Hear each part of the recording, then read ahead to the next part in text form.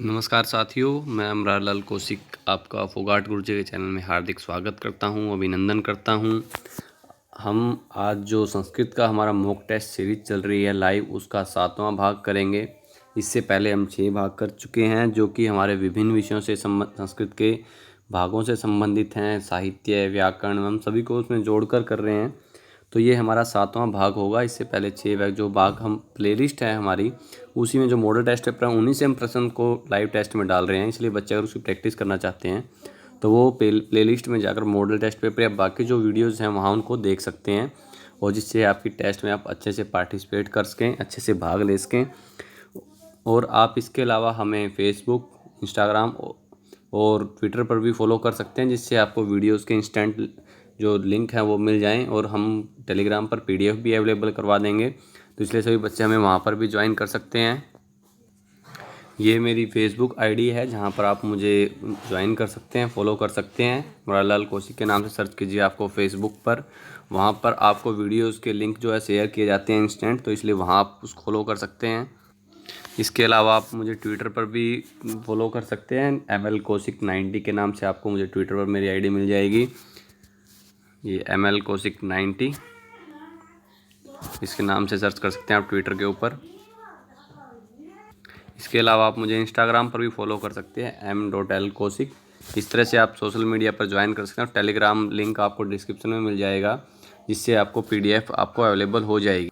और सबसे पहले आप जो आपके स्टडी रिलेटेड ग्रुप हैं उसमें इस वीडियोज़ को शेयर कर लीजिए। इस वीडियो को लाइक कर लें, शेयर कर दें सबसे उसके बाद, और फिर चैनल को सब्सक्राइब कर लें। जितने भी आपके स्टडी रिलेटेड ग्रुप हैं उनमें आप इसको फॉरवर्ड कर दीजिए, जिससे ज़्यादा से ज़्यादा बच्चे इसके अंदर पार्टिसिपेट कर सकें। सभी बच्चे इसको शेयर कर दें अपने ग्रुप्स में, जो भी आपके व्हाट्सएप, फेसबुक ग्रुप्स जो भी हैं स्टडी रिलेटेड, वहाँ पे आप इसको शेयर कर लें एक बार।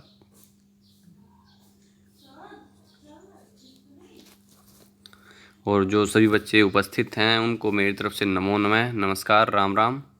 तो अब हम जो हमारी टेस्ट सीरीज है उसको शुरू कर रहे हैं। पहला प्रश्न आपके सामने आ रहा है जस्ट, तो सभी बच्चे तैयार रहें और अपना कमेंट जो से आपका आंसर है वो 10 सेकंड के अंदर आपको कमेंट सेक्शन के अंदर लिखना होता है, इसलिए 10 सेकंड में उसका आंसर दें। जो भी आपके दिमाग में इंस्टेंट आंसर आ रहा है उसी को आंसर करने की कोशिश करें। उसमें आप कहीं बच्चे क्या होता है कि जब लाइव तो हमारे सामने इतने दिखाता है, लेकिन आंसर करने में बहुत कम बच्चे आते हैं कि बच्चे कन्फ्यूज़न में रह जाते हैं। लेकिन ऐसा कन्फ्यूज़न ना पैदा करें, क्योंकि सही या गलत मैं बार बार कहता हूँ मायने नहीं रखता। इसमें कोई हमारे लिए गिल्टी नहीं है कि मैंने गलत आंसर किया, क्योंकि यहाँ हम सीखने के लिए हैं, ना कि कुछ जीतने के लिए। ऐसा कुछ है कि कंपटीशन हो रहा है, हमने गलत या हम हार जाएंगे। तो आपका पार्टिसिपेशन सबसे सबसे ज़रूरी है, प्रतिभागी बनना आपका बहुत ज़रूरी है। मूक दर्शक ना बने, मैं बार बार कहता हूँ। तो इसलिए पार्टिसिपेट करें सभी बच्चे। तो इसको आप वीडियो को लाइक कर लें, एक बार शेयर कर लें और चैनल को सब्सक्राइब कर लें। और आपका जो फर्स्ट प्रश्न है आपके सामने आ रहा है, ये है हमारा सबसे पहला प्रश्न। कालिदास कृत रूप का नाम संख्या। जो कालिदास के द्वारा किए गए रूपक हैं उनकी संख्या। प्रश्न एक बार देख लें। कालिदास कृत रूप का नाम संख्या कितनी है? 2, 7, 4 या 3। जो कालिदास के द्वारा किए गए रूपक हैं उनकी संख्या कितनी है? 2, 7, 4 या 3। नमो नमः, नमस्कार, नमो नमः। जब सभी बच्चे आंसर भी करें अपना साथ साथ, अब जो जुड़ चुके हैं।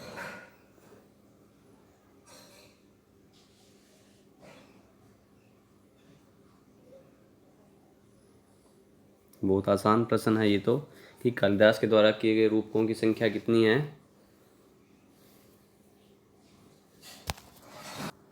हम सभी को पता है कि कालिदास की जो मुख्य रचनाएं हैं वो 7 हैं, और जो रूपक हैं उसके अंदर वो 3 हैं। जो नाटक हैं, जो रूपक हैं वो कितने हैं? 3 हैं। वो कौन कौन से हैं? और मालविकाग्निमित्रम, अभिज्ञान शाकुंतलम और विक्रमोर्वशीयम। तो यहाँ पर हमारा ऑप्शन डी सही है कि कालिदास कृत रूप का नाम संख्या कति? 3, त्रीणि। यहाँ पर 3 हैं। अगला प्रश्न है, शिवराज विजय शिव इत्यस्य तात्पर्य। शिवराज विजय शिव इत्यस्य तात्पर्य शिवाजी, गौर सिंह है, राम सिंह है या कोपिन है? शिवराज विजय में शिव इसका क्या तात्पर्य है? शिवाजी, गौर सिंह, राम सिंह या इनमें से कोई नहीं?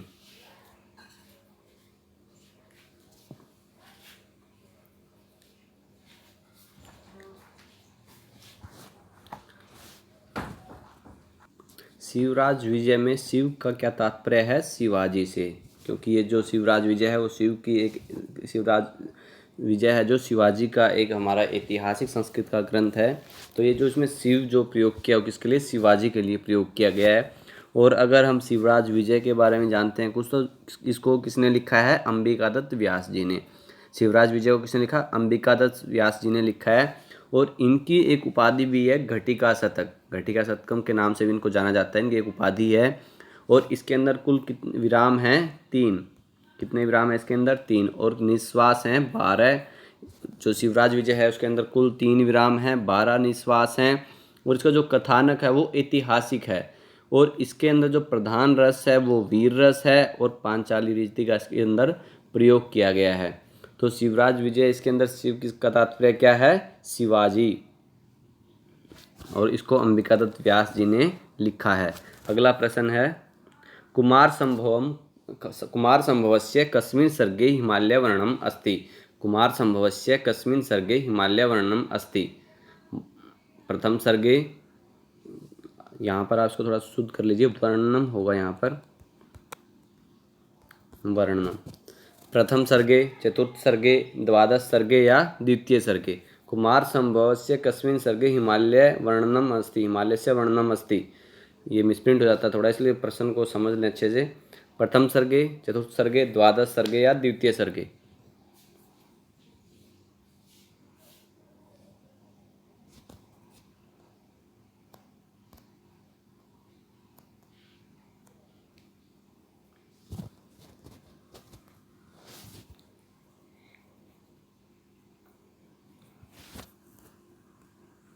कुमार संभव के जो पहला सर्ग है उसके अंदर हिमालय का वर्णन किया गया है। जो सबसे पहला श्लोक भी हमारा उसी संबंध, जैसे कौन जो अस्ति उत्तर श्याम दिशि हिमालय नाम नगादि राजा है, जो श्लोक है वो हिमालय से संबंधित है।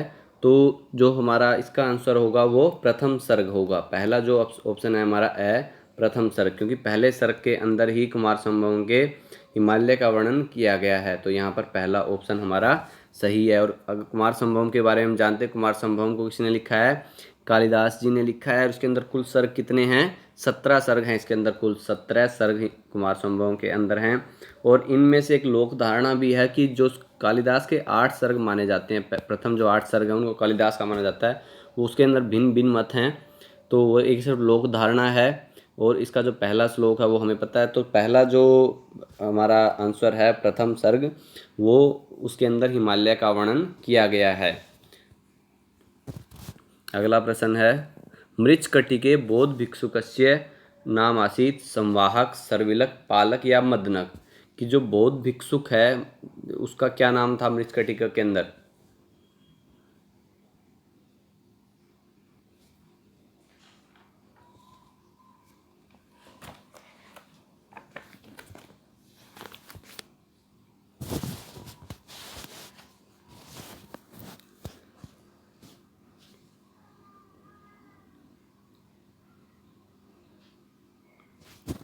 मृच्छकटिकम के अंदर जो बौद्ध भिक्षुक है उसका नाम था संवाहक। क्या नाम था? संवाहक। यहाँ पर हमारा पहला ऑप्शन सही है, संवाहक।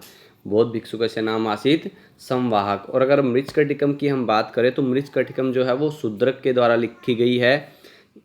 किसके द्वारा? शूद्रक जी के द्वारा इसको लिखा गया है। उसके अंदर कुल अंक हैं 10। कुल अंक इसके अंदर 10 हैं। और जो इसका मुख्य रस है वो है श्रृंगार रस। मुख्य रस है इसका श्रृंगार रस। और इसके जो नायक हैं वो चारुदत्त हैं, और नायिका है वसंत सेना। इसकी नायिका जो है वो है वसंत सेना।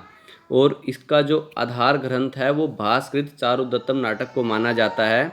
और इसका जो नामकरण है वो इसके अंक 6 में जो मिट्टी की गाड़ी वाली घटना के आधार पर इसका नाम रखा गया है मृच्छकटिकम, यानी कि मिट्टी की गाड़ी। कई बार हमसे ये पूछ लेते हैं कि जो इसका नामकरण अब किस आधार पर किया, तो अंक 6 में मिट्टी की गाड़ी का जो वर्णन है उस घटना के आधार पर इसका नाम मृच्छकटिकम रखा गया है। इसके अंदर प्रसाद गुण, लाठी रीति और काशिका वृत्ति भी हैं। और ये एक सामाजिक रूपक है। इसके अंदर प्रमुख पात्र हमें पता है चारुदत्त है जो नायक है, और वसंत सेना नायिका है। मैत्रेय जो है वो विदूषक है। आर्यक, सर्विलक, रदनिका, मदनिका, धूता, सकार, पालक इत्यादि जो इसके मुख्य प्रमुख पात्र हैं। और जो बौद्ध भिक्षु उसका नाम क्या है? संवाहक। अगला प्रश्न है, दुःखम न्यासस्य रक्षणम संबंधितो अस्ति चारुदत्तम, स्वप्नवासदत्तम, मुद्रा राक्षसम, कुमार संभवम। दुःखम न्यासस्य रक्षणम, कि जो दुख होता है किसी न्यास को, किसी की निधि को रक्षा करने के में कष्ट होता है, तो वो किसके से संबंधित है? चारुदत्त से, स्वप्नवासदत्तम से, या मुद्रा राक्षस, या कुमार संभवम से?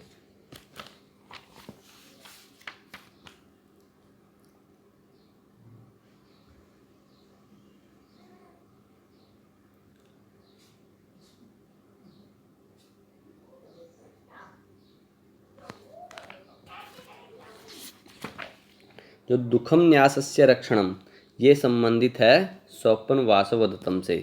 दुखम न्यासस्य रक्षणम, इसका अर्थ मैं बता चुका हूँ कि जो दुख कष्ट होता है किसी न्यास को, निधि को रक्षण करने में, उसकी रक्षा करने में, तो वो उसका आंसर होगा हमारा स्वप्न वासवदत्तम। तो यहाँ पर हमारा सेकंड ऑप्शन सही है। और अगर हम इसके बारे में बात करें तो स्वप्न वासवदत्तम जो है वो किसकी रचना है? भास जी की रचना है। ये भास जी के द्वारा रचित है स्वप्न वासवदत्तम। और इसका जो ये एक नाटक माना जाता है स्वप्न वासवदत्तम। और इसके जो नायक हैं वो उदयन है, और जो नायिका है वो वासवदत्ता है। और इसके अंदर 6 अंक हैं और कुल 57 श्लोक हैं इसके अंदर सिर्फ 6 अंक हैं और 57 श्लोक। और इसका नायक है उदयन है और नायिका वासवदत्ता। और ये कवि कल्पित घटना है, ये इतिहास प्रसिद्ध और कवि कल्पित घटना है।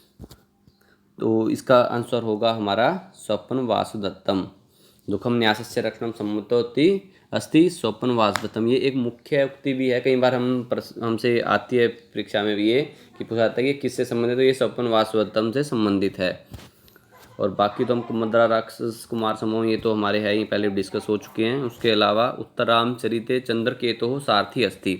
उत्तरामचरित में देख कई बार मिसप्रिंट हो जाते हैं लिखने में, इसको थोड़ा सा शुद्ध कर लें बच्चे, जो बोला जा रहा है उसको ध्यान दें थोड़ा सा। उत्तरामचरित जो है उसमें चंद्रकेतु सारथी अस्ति। चंद्रकेतु के सारथी कौन थे? भीम है, सुमंत्रा है, श्वेतक्रतु या दुर्मुख?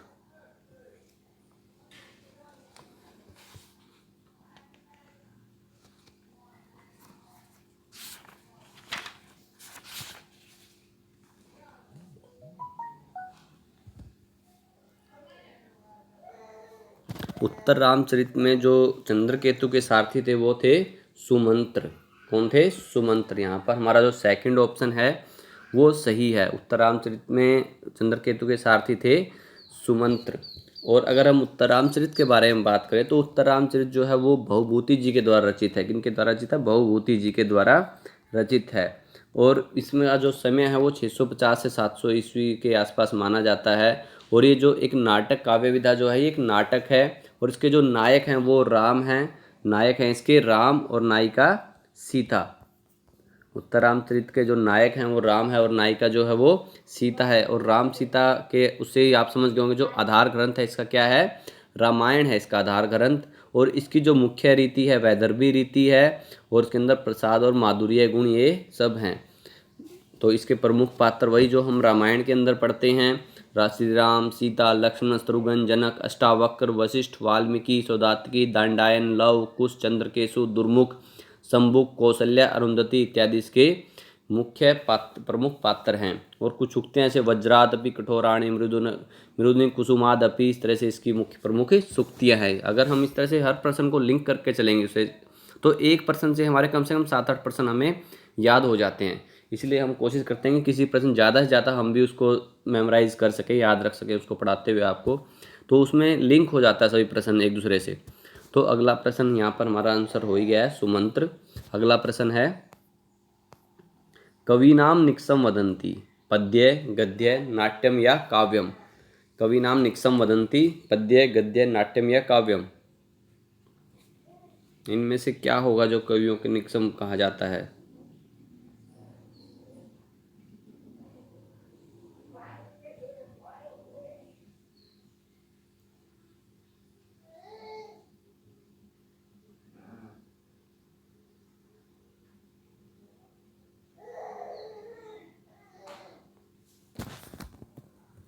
यहाँ पर इसका आंसर होगा, ये दंडी जी की उक्ति है, और यहाँ पर इसका आंसर होगा गद्य कविनाम निक्सम वदंती। ये दंडी जी की उक्ति है। कई बार ये उक्ति पूछ लेते, गद्य कविनाम निक्सम वदंती, तो किसकी उक्ति है? ये दंडी जी की।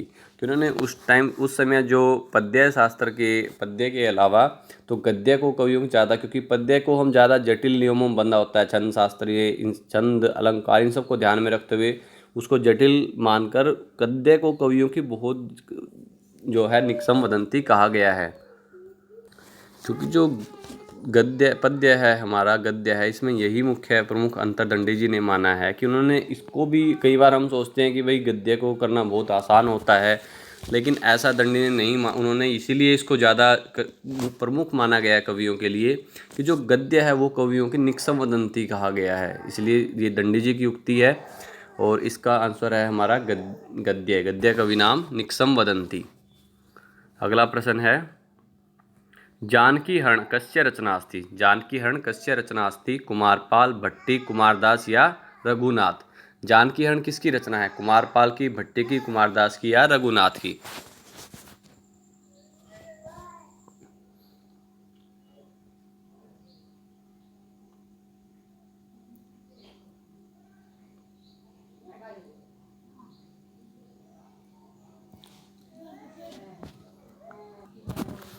जानकी हरण जो है वो किसकी रचना है? वो कुमारदास जी की रचना है।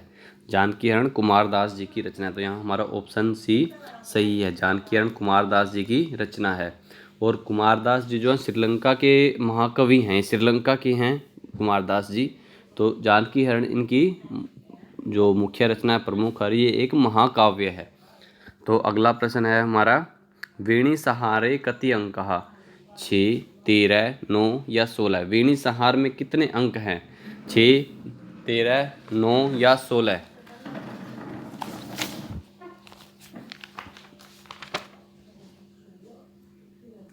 वेणी सहार में कुल कितने अंक हैं? जल्दी बताएं। 6, 13, 9 या 16? ये तो मुख्य प्रश्न है, इसमें तो उतना समय नहीं लगना चाहिए।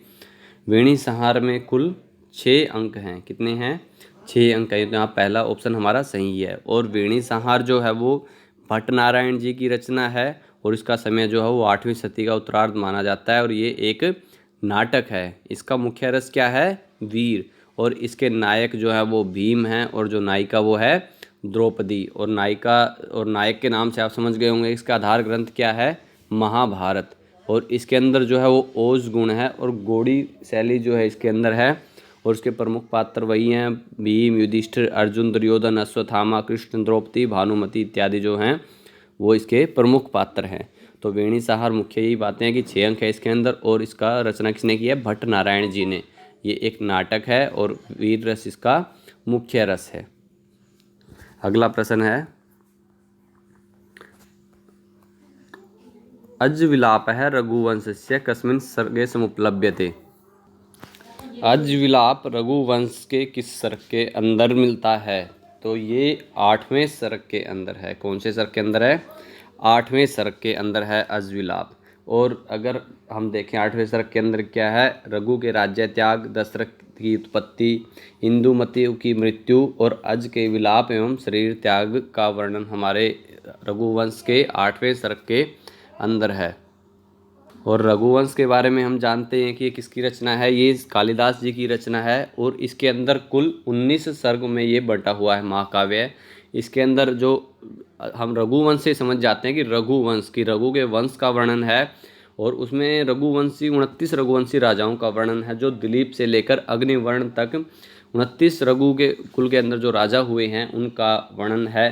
जैसे दिलीप, फिर रघु, अज, दशरथ, राम, कुश, अतिथि, निषद, नल, नभ, पुंडरीक, सेम, धनवा, देवानिक, अहिनगु, पारियात्र, शील, उन्नाभ, वज्रनाभ, संखण, युखिताश्व, विश्वसह, हिरण्यनाभ, कौशल्य, ब्रह्मिष्ठ, पुत्र, पुष्य, ध्रुव, संधि, सुदर्शन और अग्निवर्ण। ये जो कुल 29 रघुवंश के राजा हुए हैं उनका वर्णन इसके अंदर है, और अज्विलाप का वर्णन जो है वो 8वें सर्ग के अंदर है।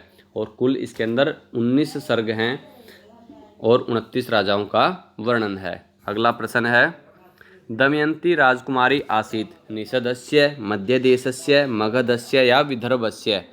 जो दमयंती है वो कहाँ की राजकुमारी थी? निषदस्य, मध्यदेशस्य, मगधस्य या विदर्भस्य?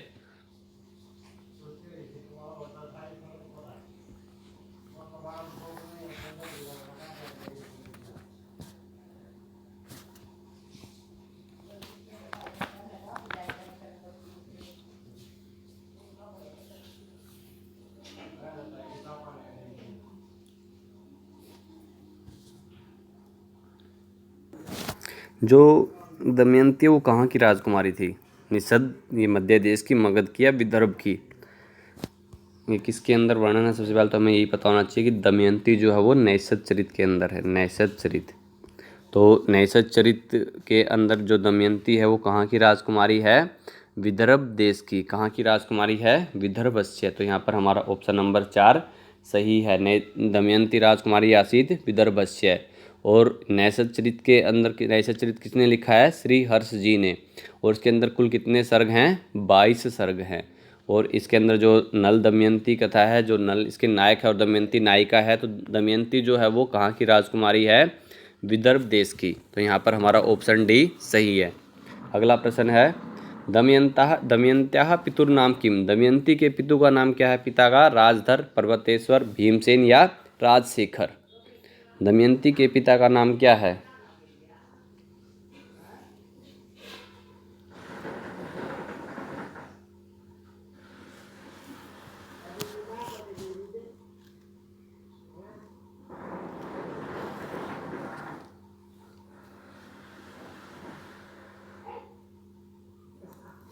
दमयंती के पिता का नाम है भीमसेन। दमयंती के पिता का नाम क्या है? भीमसेन। हमें नैषद के बारे में डिस्कस हम पिछले प्रश्न में कर ही चुके हैं। तो भीमसेन है, इसलिए इसको भैमी भी इनको बोला गया है, भैमी। इनके पिता का नाम क्या है? भीमसेन। और ये विदर्भ देश की राजकुमारी है। अगला प्रश्न है, श्रीहर्ष कस्य मंत्रस्य जपम अकरोत्? श्रीहर्ष ने किस मंत्र का जाप किया था? धनमणि, मृत्युंजय, चिंतामणि या कालीस्तोत्रम? इनमें से किस मंत्र का जाप किया था?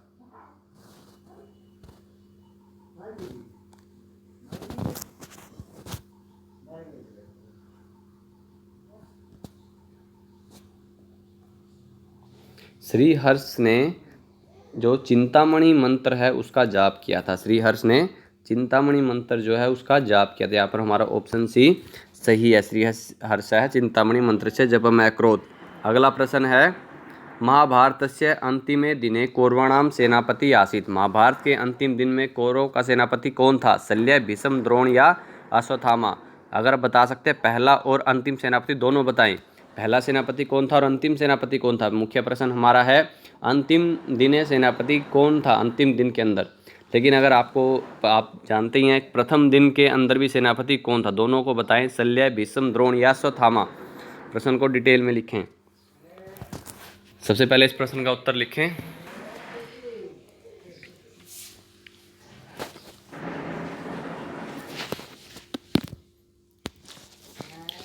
महाभारत के अंतिम दिन सेनापति कौन था? शल्य। महाभारत के जो अंतिम दिन में कौरवों का सेनापति कौन था? शल्य। और प्रथम दिन में कौन था? भीष्म। तो अगर हमसे सबसे पहले अगर प्रथम पूछा जाता है तो भीष्म, और अंतिम पूछा जाता है तो शल्य कौरव सेना का सेनापति था। दा धा इत्यस्य भवति घ संज्ञा, खु संज्ञा, भय संज्ञा या टी संज्ञा? दा और धा की यहाँ पर कौन सी संज्ञा होती है? घ संज्ञा, खु संज्ञा, भय संज्ञा या टी संज्ञा?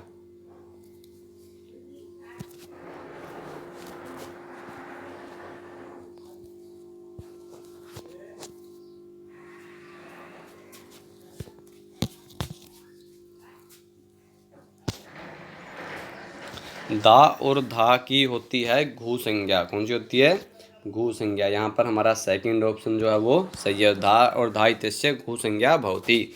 अगला प्रश्न है, काव्य प्रकाश में कारिकाएं हैं 135, 255, 142 या 18? काव्य प्रकाश में कुल कितनी कारिकाएं हैं? 135, 255, 142 या 18?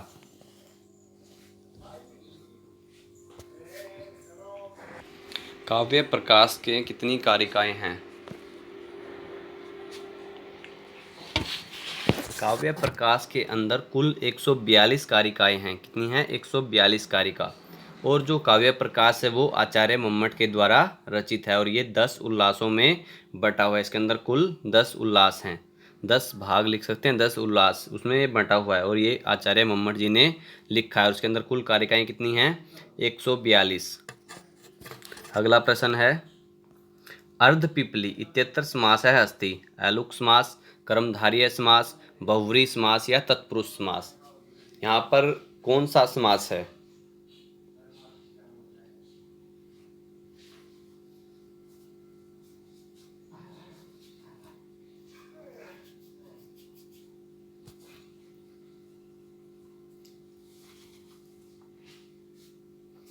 जो अर्ध पिपली है उसके अंदर कौन सा समास है? जो अर्धम पिपल्या है इसका समास विग्रह बनता है, तो कौन सा समास होगा यहाँ पर?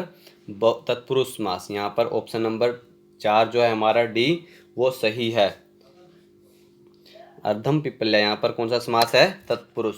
अगला प्रश्न है अविभावः इति सूत्रम अस्ति। विधि सूत्रम, अधिकार सूत्रम, नियम सूत्रम या परिभाषा सूत्रम। जो अविभाव है वो कैसा सूत्र है? विधि सूत्र है, अधिकार सूत्र है, नियम सूत्र है या परिभाषा सूत्र है?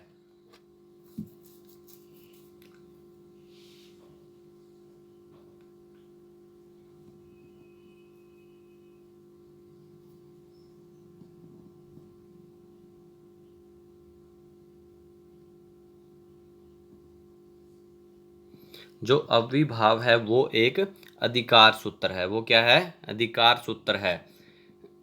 तो यहाँ पर हमारा ऑप्शन सेकंड जो है वो सही है, अधिकार सूत्र। अविभाव यहाँ पर अधिकार सूत्र है। अगला प्रश्न है शूद्रक विरचितम मृच्छकटिकम अस्ति। नाटकम, प्रकरणम, महानाटकम या इहामृगम। जो शूद्रक के द्वारा लिखी मृच्छकटिकम है वो क्या है? नाटक है, प्रकरण है। देखो हमने वहाँ पर एक प्रकार भी बताया, नाटक का प्रकार है कि नाटक में भी क्या है? ये प्रकरण है, महानाटक है, इहामृग है। तो उसके बारे में बताएं।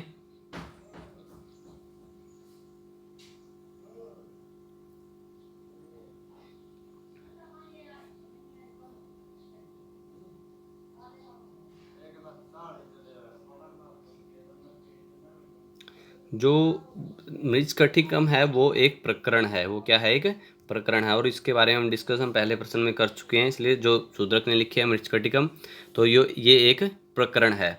अगला प्रश्न है समास शब्दस्य शाब्दिको अर्थो अस्ति। संक्षिप्तीकरणम, विस्तृतकरणम, अर्थग्रहणम या एते सर्वे। कि समास शब्द का शाब्दिक अर्थ क्या होता है? संक्षिप्तीकरण, विस्तृतकरण या अर्थग्रहण या ये सब।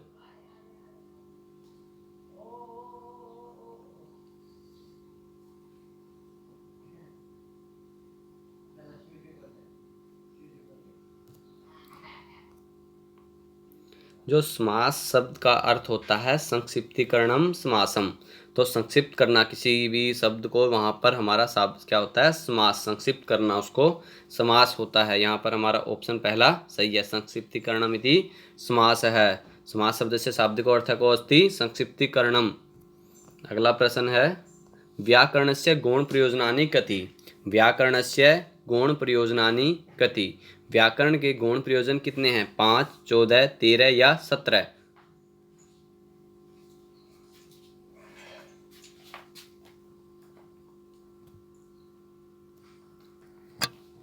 व्याकरण के गौण प्रयोजन कितने हैं? कितने हैं? व्याकरण के गौण प्रयोजन हैं कुल 13। व्याकरण से गौण प्रयोजनानि कति 13। अगला प्रश्न है प्रादयः कति। 20, 21, 22 या 24।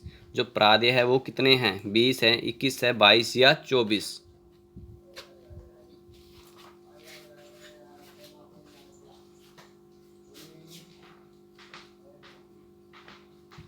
ये प्रश्न हमारा पहले डिस्कस हो चुका है पहले वीडियो में। कुल कितने होते हैं? प्रादय है 22। प्रादय हैं कुल 22। अगला प्रश्न है कृषकः यवेभ्यः वारयति। धेनु, धेनुना, धेनु या धेनुवै। कृषकः यवेभ्यः वारयति। यहाँ पर हमें एक स्थान भरना है, धेनु, धेनुना, धेनु या धेनुवै। कौन सा ऑप्शन यहाँ पर सही होगा?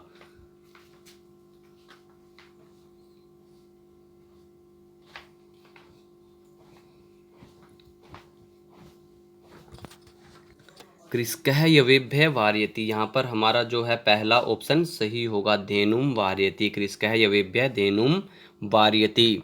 अगला प्रश्न है, उपपद विभक्ति बलीयसी। अनुपद विभक्ते, कारक विभक्ते, प्रथमा विभक्ते या सर्वे विभक्तिषु। यहाँ पर कौन सा ऑप्शन सही होगा?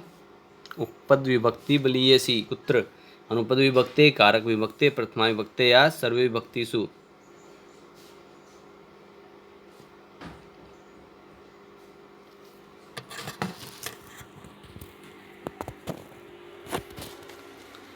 उपपद विभक्ति कारक विभक्ते बलीयसी।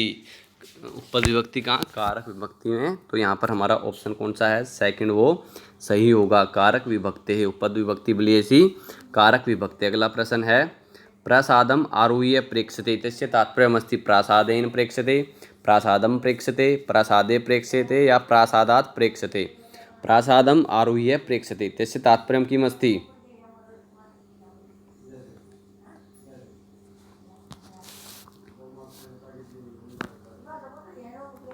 प्रासादाम आरुह्य प्रेक्ष्यते, यहाँ पर इसका तात्पर्य क्या है? यहाँ पर इसका ऑप्शन डी जो है वो सही है, प्रासादात अपेक्षते। यहाँ पर ऑप्शन डी सही है, प्रसादम आरुह्य प्रेक्ष्यते। इसका यहाँ पर प्रसादात प्रेक्ष्यते ये तात्पर्य है इसका। शिला पट्टुरा या पटुतरा, गीतात, गीतायाः, गीतायाम या गीतासु। यहाँ पर थोड़ा पटुतरा है, ये पटुतरा गलत लिखा हुआ है, पटुतरा, इसलिए इसको सही कर लें। पटुतरा, पटुतम, इस तरह से।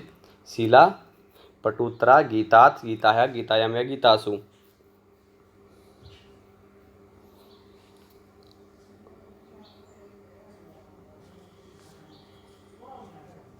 ये हम पहले किया हुआ है हमने कि जहाँ निर्धारण है, ये हमने कल वीडियो में किया था। जिस बच्चे ने कल वीडियो नहीं देखी है वहाँ पर हमने इसको डिटेल से समझाया हुआ है। तो यहाँ पर हमारा ऑप्शन होगा गीतायाः। शिला गीतायाः पटुतरा, जो शिला गीता से ज़्यादा पटुतर है, पटु है, चतुर है। अगला प्रश्न है, कृष्णः प्राजयते अध्ययनात्, अध्ययनेन, अध्ययनम या अध्ययनायाः।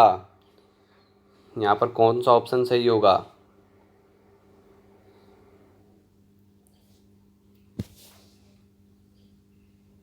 प्राजेर्षोडः।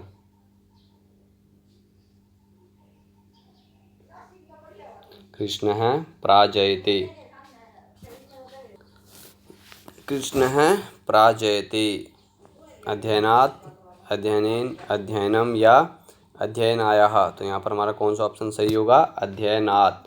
यहाँ पर हमारा पहला ऑप्शन सही होगा, कृष्णः अध्ययनात् प्राजयते।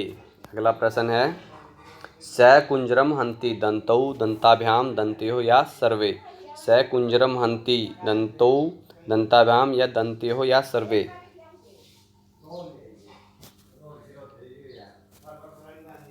सकुंजरम हन्ति, सकुंजरम हन्ति।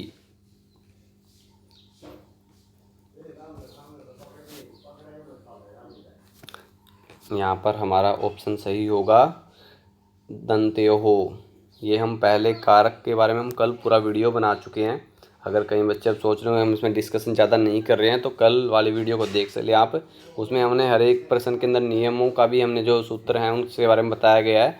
तो इसलिए वहाँ से उसको देख सकते हैं, जो हमारा भाग है कल जो आया था तो उसके अंदर ही हमने डिटेल में समझाया हुआ। कल पूरा वीडियो जो कारक के ऊपर ही था हमारा, तो इसलिए आज कुछ प्रश्न हमने आज भी उसमें से जोड़ दिए हैं। सकुंजरम हन्ति यहाँ क्या होगा? दन्तयोः। अगला प्रश्न है हमारा, स जात्या ब्राह्मण है इत्थम्भूत लक्षणे प्रकृत्यादिव्य उपसंख्यानम या येनांग विकार है। स जात्या ब्राह्मण है, यहाँ पर हमारा कौन सा ऑप्शन सही होगा? फर्स्ट, सेकंड और थर्ड।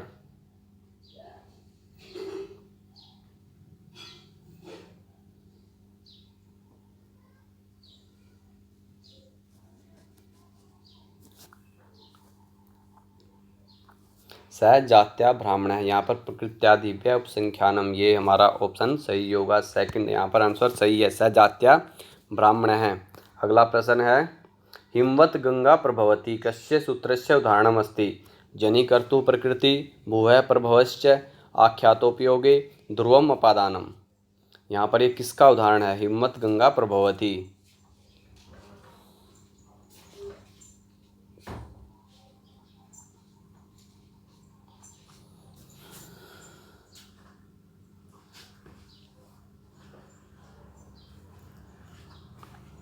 जो हिमवत गंगा प्रभवती, यहाँ पर ये उदाहरण है भुवः प्रभवश्च। किसका उदाहरण है? भुवः प्रभवश्च। सेकंड ऑप्शन हमारा यहाँ पर सही है।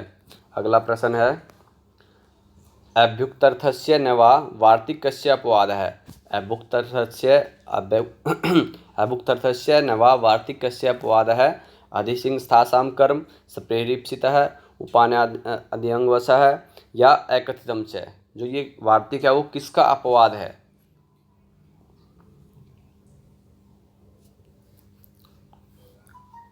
अधिसिंस्थासां का, सप्रेरिप्सित का, उप अनु अधि अंगवशः का,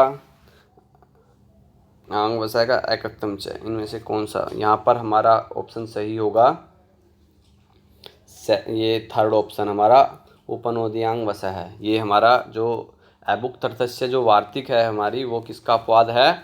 उपनुअदियांग वशः जो सूत्र है उसका ये अपवाद है। अगला प्रश्न है शुद्धम अस्ति। यहाँ पर हमने शुद्ध बताना है कौन सा है। कृषकः सूर्योदम आरभ्य कार्यं करोति, कृषकः सूर्योदयेन आरभ्य कार्यं करोति, कृषकः सूर्योदयाद आरभ्य कार्यं करोति या कृषकः सूर्योदय आरभ्य कार्यं करोति। यहाँ पर हमारा कौन सा शुद्ध है वो हमें बताना है।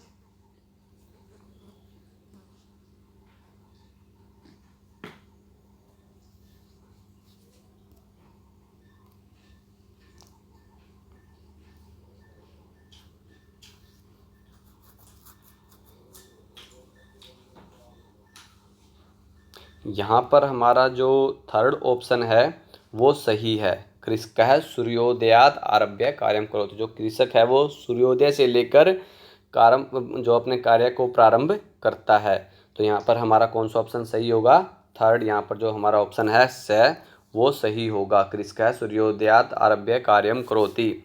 अगला प्रश्न है प्राप्त्यार्थ भिन्नस्य अलम इत्यस्य योगे का विभक्ति भवति। ये प्रश्न आपके लिए है। प्राप्त्यार्थ भिन्नस्य अलम इत्यस्य योगे, अलम के योग में हमारी दो विभक्तियाँ होती हैं, लेकिन जहाँ प्राप्त्यार्थ हो वहाँ पर कौन सी विभक्ति होगी? कल हमने इसका उदाहरण भी दिया था आपको, तो उससे बताएं आप कि अलम के योग में प्राप्त्यार्थ में। लेकिन ये ध्यान रखें बार बार कि प्राप्त्यार्थ में यहाँ पर पूछा गया, क्योंकि अलम के योग में हमारी दो विभक्तियाँ होती हैं, तो वहाँ पर प्राप्त्यार्थ में कौन सी विभक्ति होगी? तृतीया, द्वितीया, चतुर्थी या पंचमी? इसका आप अपना जवाब जो है वो कमेंट सेक्शन के अंदर लिखें। और जो ये वीडियो है उसको लाइक कर लें, शेयर कर दें और चैनल को सब्सक्राइब कर लें। धन्यवाद। Thank you.